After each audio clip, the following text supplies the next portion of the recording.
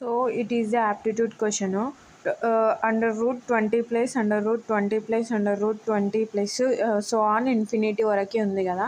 So దీన్ని మనం ఎలా క్యాలిక్యులేట్ చేయాలి అంటే 5 into 4 రాసుకుంటే ఇక్కడ ప్లస్ అనేది ఉంది కదా. ప్లస్ ఉంటేనేమో హైయెస్ట్ వాల్యూ 5 into 4 ఎంత 20 వస్తుంది 20.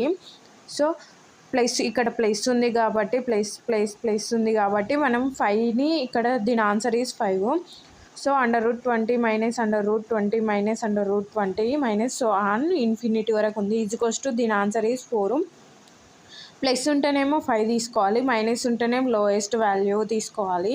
And under root 20 under root 20 under root 20 ఉంది కదా ఇక్కడ. సో ఆన్ ఇన్ఫినిటీ వరకు ఉంది. సో దీన్ని ఎలా చేయాలి అంటే ఇక్కడ మల్టిప్లికేషన్ లేదు, మైనస్ లేదు, ప్లస్ లేదు. సో దీని ఆన్సర్ వచ్చేసి 20. Under root 20 under root 20 under root 20 under root 20 minus 1/2 infinity. So ఇక్కడ ఇన్ఫినిటీ అనేది లేదు. సో మల్టిప్లికేషన్ లేదు అండ్ ఆల్సో ప్లస్ లేదు, మైనస్ కూడా లేదు.